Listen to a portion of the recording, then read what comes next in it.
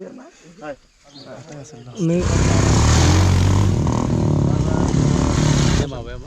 Bodoland AdvenTour. AdvenTour. Okay. And thank you very much. And Bodoland AdvenTour ni pray.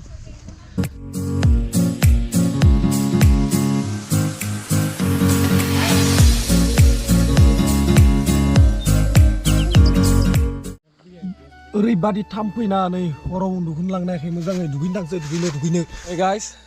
good morning. Welcome back again my YouTube channel. गिबियावनो आंनि YouTube channel नायगिरि नोंथांमोनखौ आंनि गोदान मोनसे video बरायनाय जाबाय। जों माने गाइस मैया ट्री हाउसआव नै उनथिंनो सेरावनो थादो जोङो नाइट केम्पिं बेयावनो हर थादोंमोन मैया। दा जोङो दुगैहैनि फ्रेश जायैनि मैया जोङो गासै मोनबा टेन्ट लाबोदोंमोन। इयावनो बहाय जुबना उन्दुदो मार थाम्फै आरोना गाइस उन्दुलांनो हायाखै मोजाङैनो। सेरावनो दैसा दोङो बे दैसायाव दुगैनायदो जोङो दा। ओमफ्राय दैया जोबना दंमोन दै बाथरुमफोराव ओमफ्राय इसोरो दासो ब्रास मारिना मोखां सुदो। आं दहायनो ब्रास मारिबाय फ्रेश जादोंमोन ओमफ्राय दा दुगैनोसै दुगैनोसै नोंलाय दुगैगोन ना दुगैया दा? दुगैनि बेस्राना एग्जामबो दोङो थाब दुगैनानै एग्जामखौ लिरनांगोन दा 9टा बाजियाव दा दा टाइमा जादो 6:39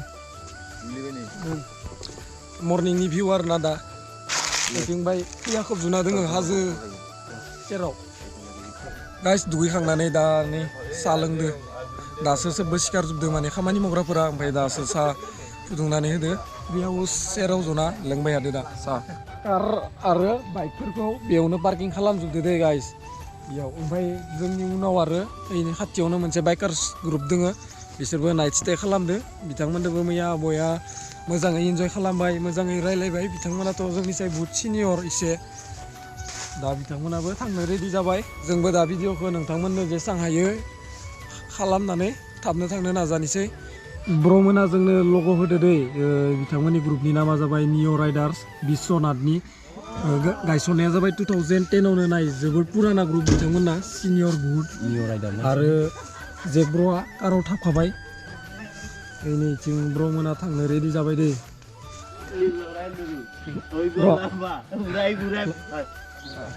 नै ब्र'आ गावसोरनि ग्रुपनि लग'बो होदो इयाव माने बिथांमोना बर'मोन ना थेंक इउ स' माच बिथांमोना जोंनो मोनसे लग' होनायनि थाखाय। बिथांमोना दा थांसिगोन ब्रह्मन्दो जों फट' लाबाय दा गाइस।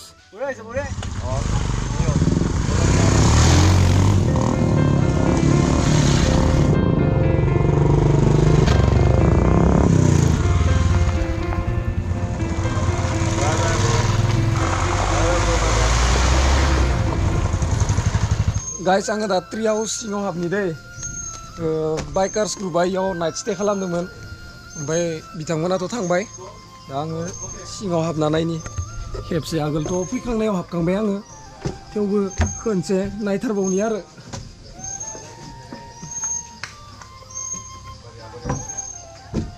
नै दंफाङा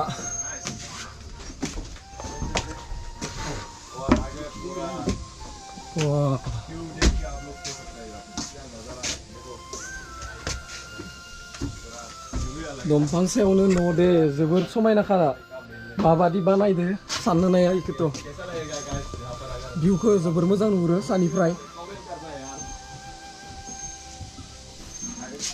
बेनो जाहैबाय ट्री हाउस मालाबा सानसे थाफैनांगोन इयाव जोबोर मोजांखा रुमायनि नैयावबो सासे उन्दुजागोन इथिं आरो भेलकनि इनि मोनसे दंबावो इयाव ओमफ्राय आरो इथिं मोनसे दंबावो ना ब्र' इथिं मोनसे दंबावो बेनिखायनो ट्री हाउस मोनथाम न' माने बेयाव बेलेगा थादोंमोन आरोना ओमफ्राय गारलाय गुजाय खालामना दोङो ओमफ्राय साफा खालामनाय जायाखै गारलाय गुजाय जाजोबना दोङो आरोना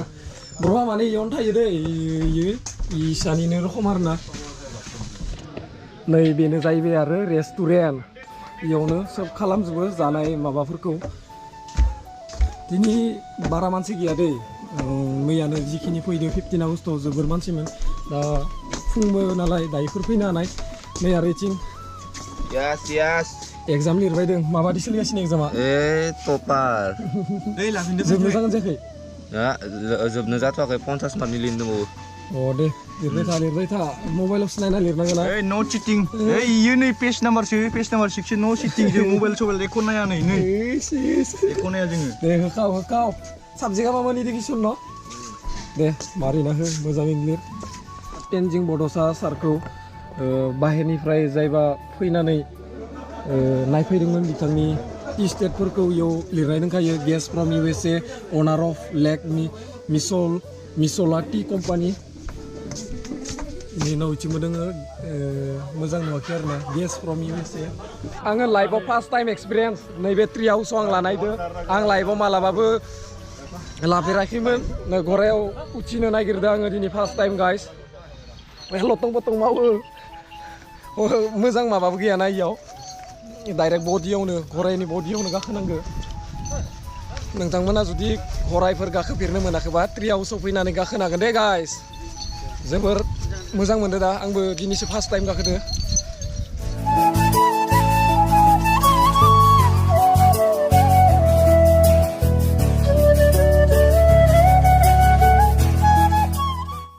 गासिबो बड'लेण्ड एडभेन्चर मेम्बार्सफोरनि माने गासिबो थेंक इउ स' माच आंनि गोसो गोरबोनिफ्राय मानो होनबा नोंथांमोना आंखौ गोबां सापर्ट होदो मैया जि जोङो राइड लादोंमोन नोंथांमोना सापर्ट होबाय दिनै रिटार्न जानो जोंनाथ' सम जाबाय नङा होमबा गासैनिसिमबो दा जोंजों लोगोसे दोङो ट्रि हाउसनि तेनजिं बड'सा सार दोङो जोंजों ओमफ्राय जों दा सारखौ जोंनि ग्रुपनिफ्राय गांसे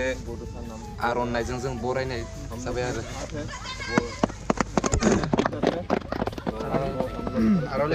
जोंनि नैबे बड'लेण्ड एडभेन्चरनिफ्राय आरोबाव सारनिसिम मोनसे गिफ्ट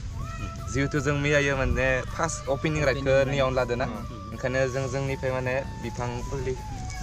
ओके थैंक यू मोनसे स्टिसन हो सारनियाव सोंदो मोननैसो ओरैनो मानसिनि माबाया मा जोंनिया बड'लेण्ड एडभेन्चर मैयासो अपेन खालामदों adventure okay thank you very much Bodoland एडभेन्चरनिफ्राय गोजोननाय थाबाय बेनो this is very I means दा नोंसोर बेरायनायजों लोगोसे माखासे माबाखौ सोलोंनो हायो जास्ट ट्रेभेलिं ल'ल' साननाङा माहाबा थाङोबा माबा मोनसे सोलोंनायनि मटिभेसन लानानै थांनांगौ आं बेनिफ्राय मा सोलोंनानै खम समनि गेजेराव हरसेनि गेजेराव बा खम समनि गेजेराव मा सोलोंनानै आं फैफिननो हायो बेनिफ्राय आरो हदाय माबायोब्ला बाइक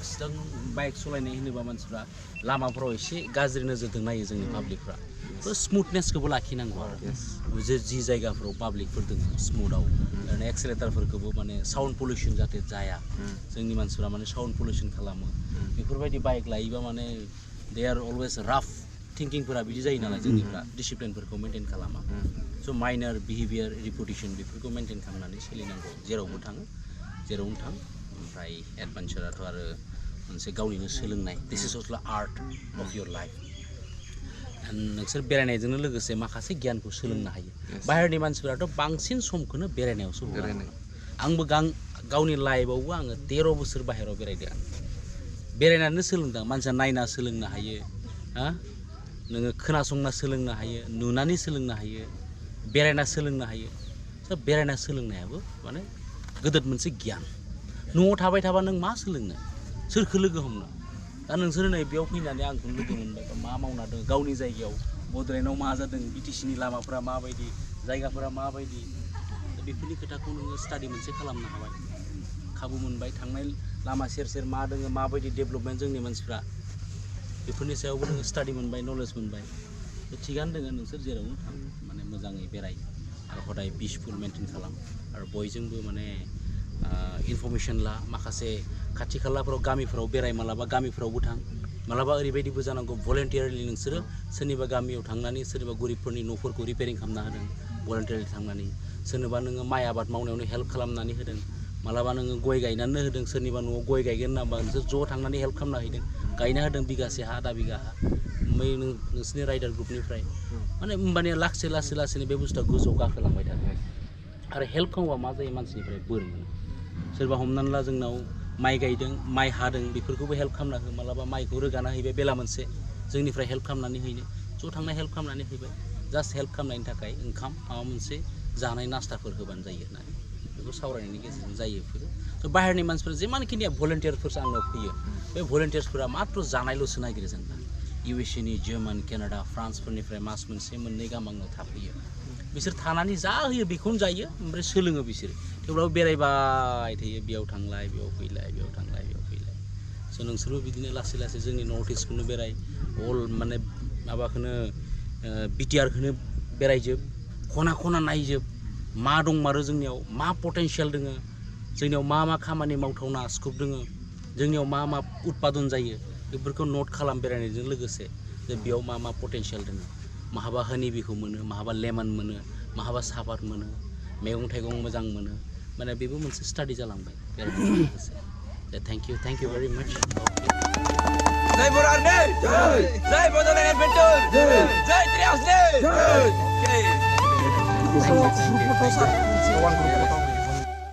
दा गाइस जोंनि प्रग्रामाबो जोब्बाय ट्री हाउसनिफ्राय जोङो दा न' फारसे रिटार्न थांफिननोसै